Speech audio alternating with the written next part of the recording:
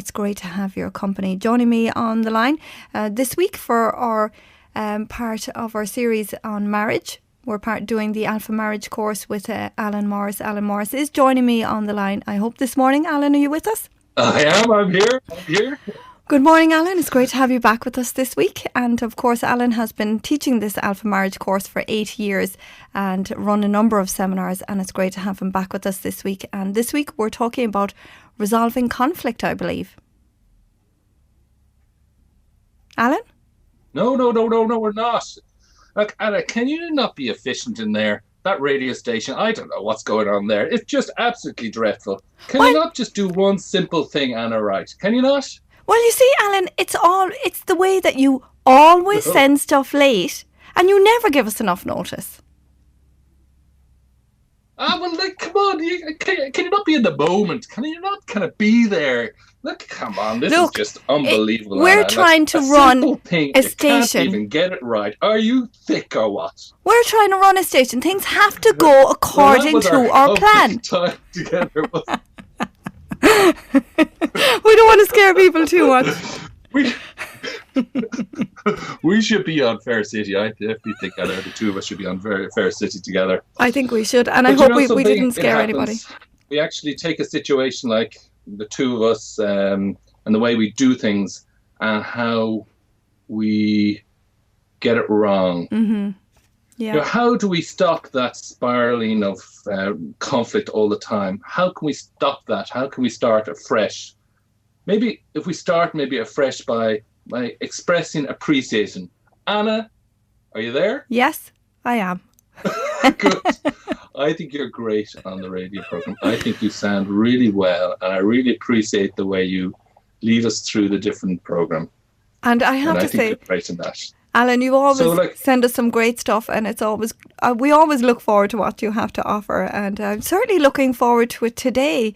And even just that whole area of conflict, and you just said there, how can we stop ourselves?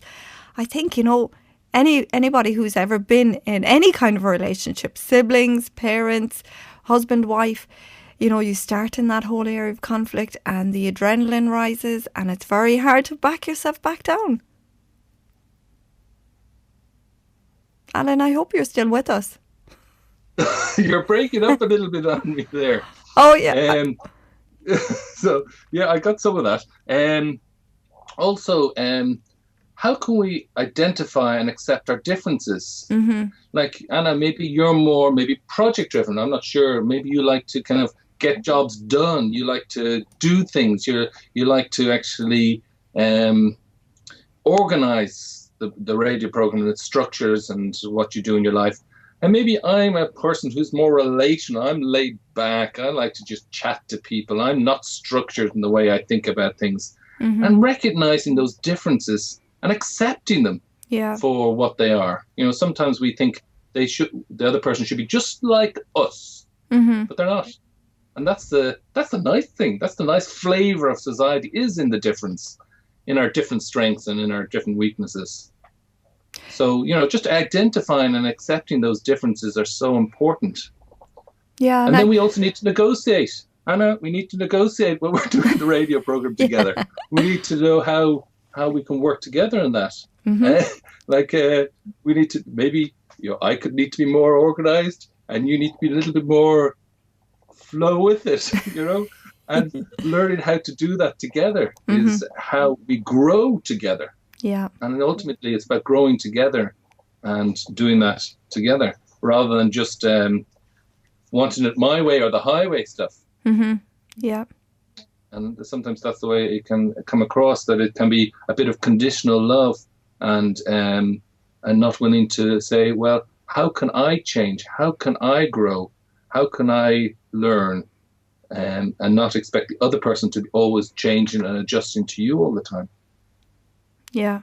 And I suppose just going back to the very first thing that you mentioned there was appreciation. Sometimes I think we can take each other for granted in a marriage relationship and we don't always express appreciation. And we should do, because we do to others that we meet on a daily basis. We might express appreciation to people that we work with, our friends, but we don't express it often enough, I think, within our marriage relationships. The words "I love you" said in a genuine, caring way have such an impact. Mm-hmm. You know what I mean? And, we're nearly, it's a bit whatever, but, saying those words really do impact in the ones you love, being affirmed in how much you love them. Even being specific, like saying, I love the way you get on so well with other people, Yeah. or I love the way you're so affectionate towards me or to the children. Just thank you for working so hard to provide for our family. Just, I really appreciate all the hard work you do in the office and, the long hours you do so that we can, have our home. Mm-hmm. And, recognizing these things, we can sometimes look at the negatives all the time, but look at the positives, the appreciation, look at what the person's doing and helping, rather than always looking at the parts that are, the bad parts, if you like, the parts that maybe were not our weaknesses and maybe the areas that we're not good at. Mm-hmm. And by encouraging those appreciations, sometimes the other areas come along too. Maybe the person will maybe do more in the house, Yeah. But we can have all unrealistic expectations as well. And if we have unrealistic expectations, we start making demands, and that leads to disappointments, and then that leads to blame. And there's this thing called the Four Horsemen of the Apocalypse. It was done by a man called John Gottman, and he talks about the four horsemen. And one is, that's my horse coming into the room. Okay. And that's criticism. Oh, do you like my horse? Yeah. Yeah, I like it just about as much as I like criticism. Well, we can complain and blame. Mm. Blaming the other person or whatever. And, we can do that so quickly and so easily. But, there's an antidote for that. There's an antidote. And I love this. There is an antidote for criticism. What's the antidote, Anna? Do you think? I don't know. I thought I was going to say appreciation. It is. You're right. You're exactly right. Ooh, we can complain without blaming as well. It's okay to say there's something wrong as well. Because if there is something there that's wrong, and we have to say that there is a complaint, but maybe take the blaming out of it. So just, you can say that there's a situation, because there is a situation. Maybe you never put the bins out, or you never empty the dishwasher, or you never do certain things. But, we can say that these things aren't happening. Mm-hmm. But it's when we make it personal. You never, I always, and we're actually blaming a person. We need to maybe take out the blame and just say what the situation that's not right is about. Mm-hmm. Okay. Yeah. There's the next horseman that commands is defensiveness. I'm starting a book, and it's called "Mistakes Were Made, but Not by Me." Okay. We have to take responsibility for ourselves. Yeah. And that's sometimes what we do. We blame everything else. We can blame. Now, I can justify any little situation, anything that I've done in the past. I can say there's a logical reason why I did such and such and such and such a thing, even though it was wrong. I can actually justify it. But I need to take responsibility for it. I need to say, I was wrong. And sometimes that cuts through a lot of stuff and say, I'm sorry, I made a mistake. Take responsibility rather than trying to say it was someone else's fault or there was a logical reason why I did it. And so criticism, defensiveness. The next one is contempt. We can sneer, we can give that tone. We can lift that little lip up and sneer a little bit, Yeah. Throw the eyes up to heaven. Not again, we can have that contempt. And what's the antidote for contempt? We have to build again a culture of appreciation again. Mm-hmm. Appreciation. The next horse then is stonewalling. We can actually put our shutters down and just not let anyone in. we're not going to be hurt by this person. We're standing firm. We're putting our arms across us, and that's it. We're closed. How do we get that? Well, there is a thing called self-soothing. It's kind of like trying to relax, maybe do some breathing exercises to try and actually reduce that actual kind of way of thinking, to be a little bit more open to what the other person's saying. And sometimes that can be just a tightness in ourselves, and we have to kind of, there's a physical issue to the stonewalling as well, that we have to try and just relax and so that we can be more open to what the other person's saying. So that's the four horsemen of the apocalypse by John Gottman, which is an interesting one. And in all our relationships, we need to look at those, criticism, defensiveness, contempt, and stonewalling, and how there is an antidote for those things in dealing with the difficulties of messy, loving relationships. Yeah. And I suppose, Alan, just looking at those four horses of the apocalypse, the different ones, I would imagine that when we start on one, very often we drift into the others, and we can have this whole bundle coming at somebody in our lives. Yeah, you're right. And how we actually, it can change. It changes all the time, and sometimes when it's not going wrong, it's going wrong one way, and we solve one problem, then sometimes another one comes in, and we have to look at that and review that. But, trying to match our strides together, how we do that. I often talk about the three-legged race, because if sometimes these arguments happen because we're out of sync with each other, sometimes it can be through maybe issues of money, all right? One of us might be a good saver, and the other one might be a good spender. And the differences in that kind of togetherness is sometimes when one of us doesn't want to spend any money and the other wants to spend lots of money, and how do we find that middle ground, and how can we walk together in that, maybe recognizing that the other person is a generous person rather than a spender, and they like to give money or spend money on other people or things like that, and sometimes we get our mind around that. And the other person, maybe in the past they haven't had much money, and therefore they want the security of money, and recognizing that. And helping them recognize that and try and get that balance between the two of you, so that you have the right balance together. And again, it's back to that whole area of accepting the differences. And it's funny, sometimes you'd hear this saying, opposites attract, and people who are very different can, fall in love. Very different, and, others may not have put them together. They seem so opposite, and they fall in love, and madly in love, and they get married. And then those differences begin to grate. As you said, sometimes we want the other person to do things the way we do them, because that's the way we like it done. And these differences start to grate, and what was once extremely attractive now becomes an annoying habit. Absolutely, yeah, you're right there. And sometimes maybe in our parents we saw something that we maybe didn't like, so we go to someone else that does nearly the opposite of that, and then that becomes the issue maybe that has caused us difficulty. That's a hard one, on how we work through those situations together, and recognizing that maybe some of the past has come to us, and we have to look at how we can help the other person and ourselves look at that. We could also sometimes be, I have a friend who loves to fix everything, and everything's all over the house because they just love fixing things. And then his wife is a person who likes, just to kind of get it out, clear it. I want just the house all clear, Yeah.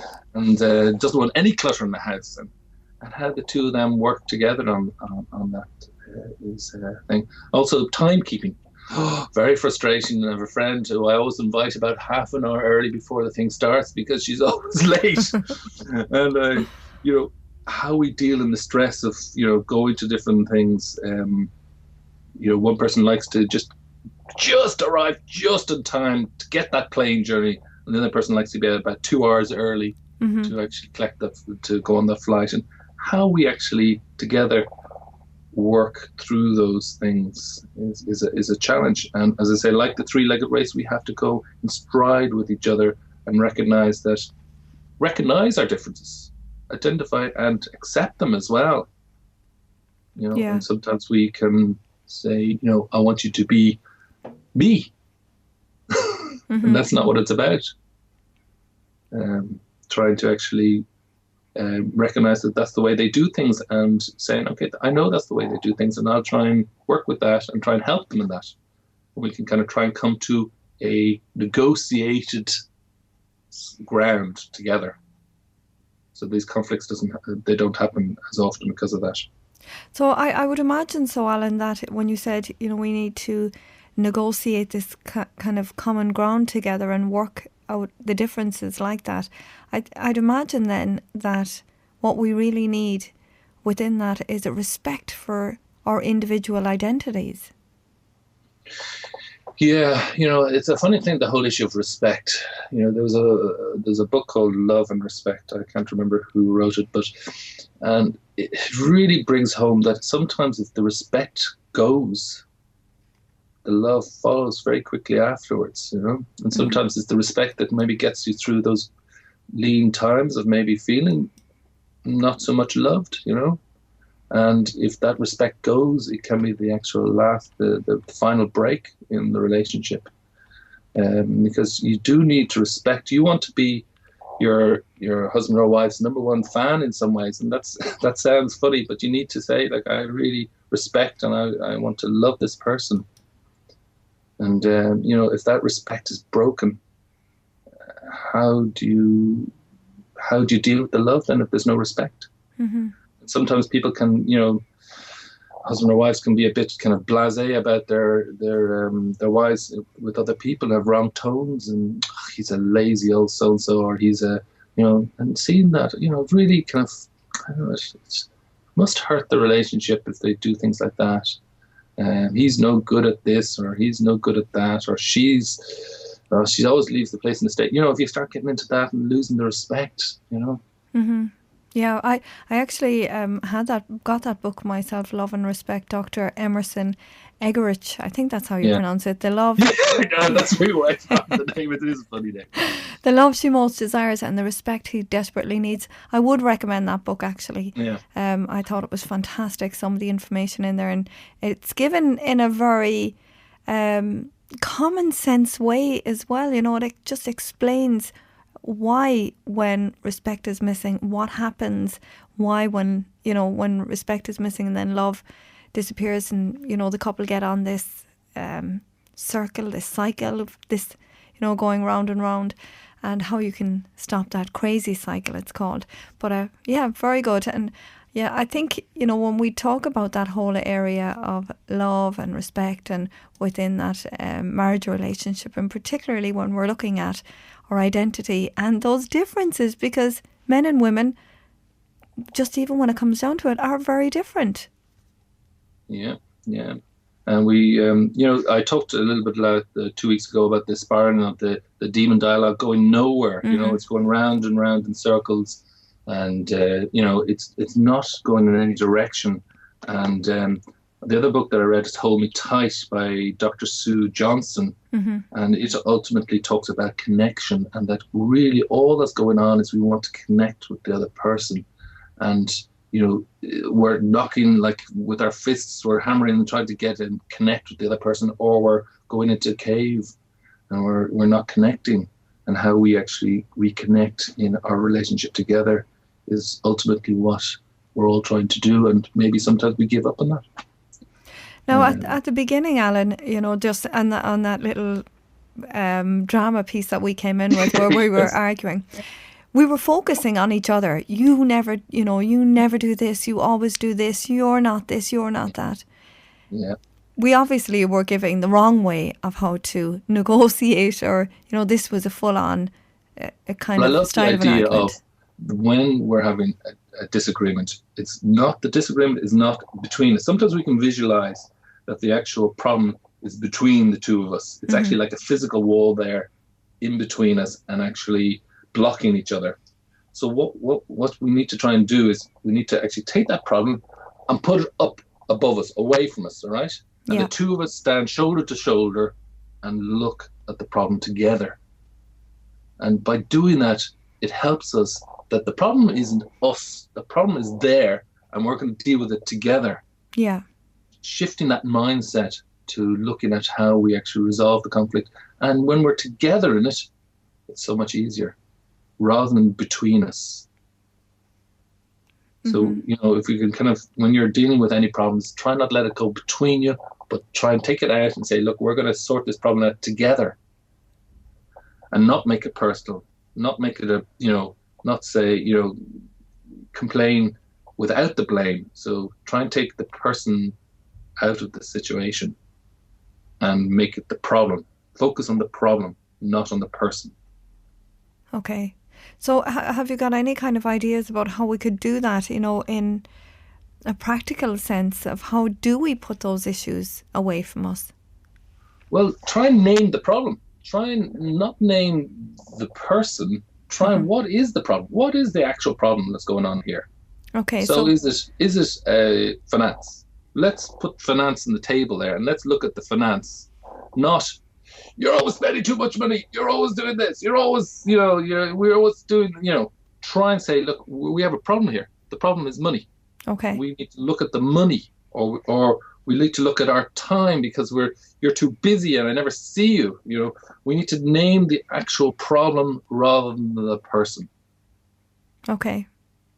So separate the person from and say, look, I know that the person is part of that problem, but let's look at the problem and see how we can actually negotiate a better way of doing the problem, and be willing to negotiate, be willing to compromise, because it's worth it.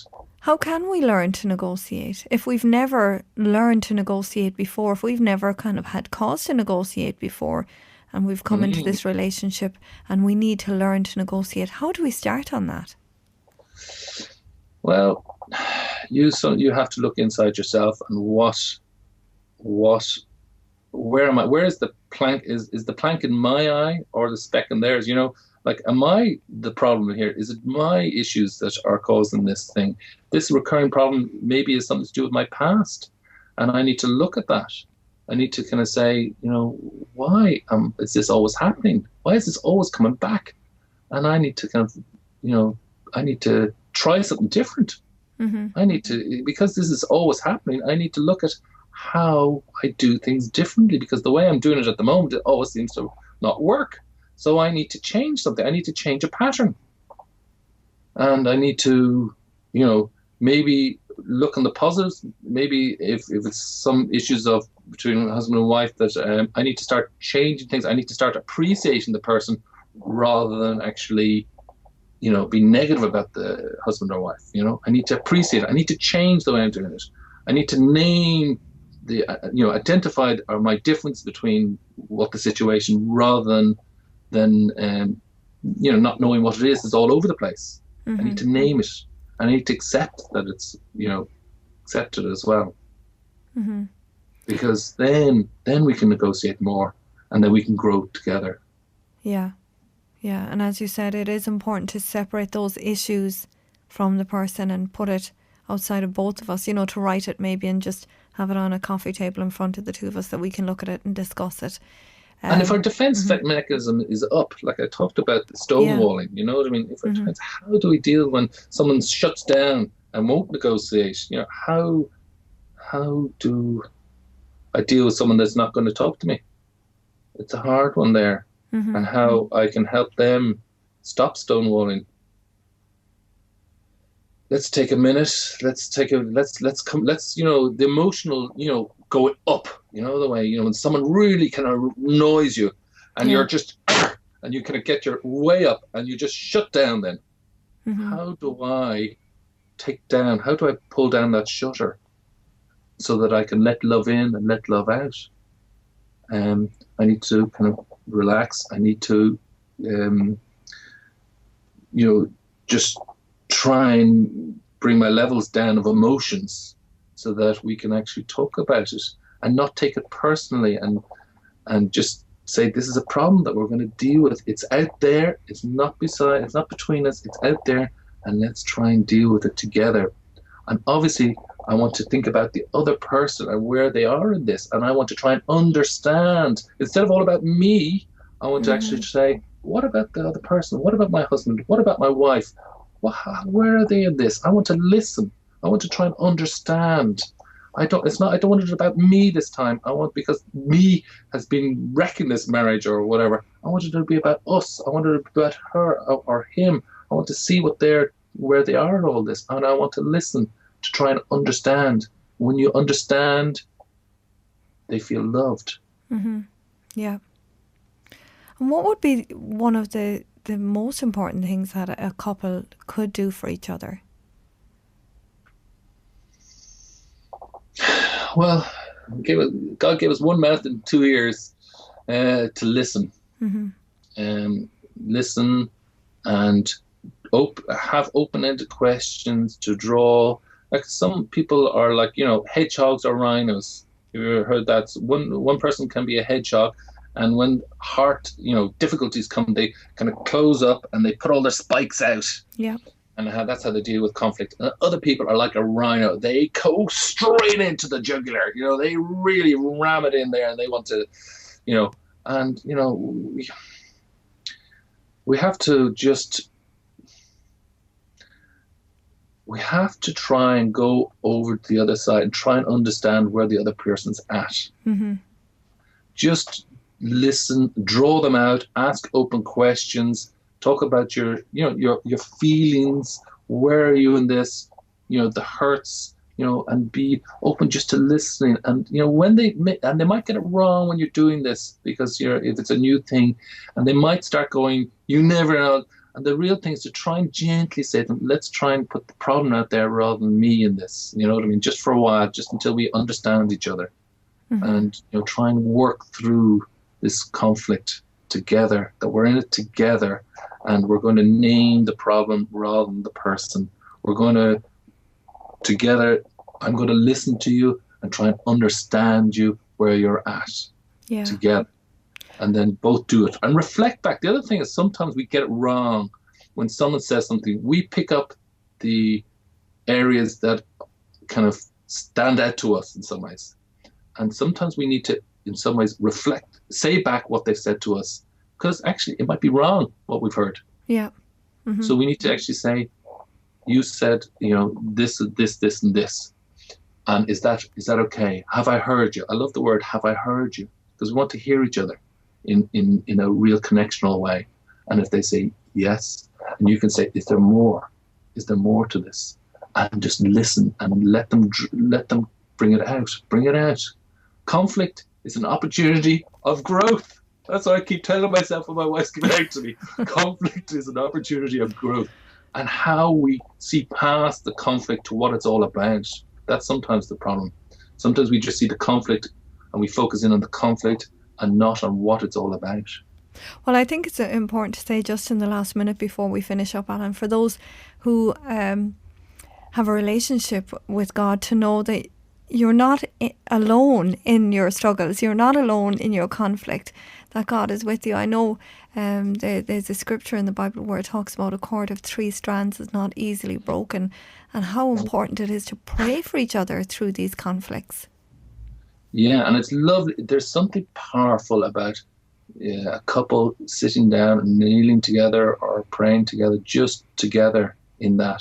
Mm-hmm. When God is in the center of it, it's special. And giving things over to the Lord, together, praying together. Some people I know pray early in the morning about their day and what's going on, and and then during the evening sometimes they pray together about the day that's been, and thanking God for so many things that they have, and looking at the positives. You look on the positives of what God has done in your life during the day, or and expressing appreciation for the ones you love and that to God, because the best part of my life is being married to Diane, and I just love being married, but it's not always easy, and it's challenging, and we've gone through tough times, but through those tough times, sometimes it's the valleys we grow the most. Yeah. And but it's a fantastic journey together, being married, and the love that I know I have from Diane and with Diane is just powerful. And, there's highs and lows in it. Mm-hmm. Sometimes when we're going through our before our marriage course, we sometimes bicker a bit. That's the human side of us, mm-hmm. because I'm not perfect. I know Diane's nearly, but I'm not. And, and how we deal with that, and how sometimes our three-legged race gets a little bit chaffed at the ankles because we're not in tune with each other. And it's always work in progress. Yeah, I'd love to say we were on that mountaintop experience the whole time we're married over the last 20-something years, but it's not. Yeah, and conflict is normal. Conflict is normal. And sometimes we feel, we mustn't have an argument. But conflict is normal. Differences of opinion are normal. It's what we do with all that. Yeah, because as you said, Alan, we grow through it. And I know, of course, next week when we come back, we're going to be talking about a huge area, I think, and it's such an important area, the power of forgiveness. So I'm looking forward to that one next week. And of course, I forgive you, Alan, for starting off. I forgive you, Alan, too. I do. I really do forgive you. Well, thank you so much for being with us this week, Alan. And I have to say, I'm very much looking forward to next week. And it was great to have you on the show with us today. So thank you so much.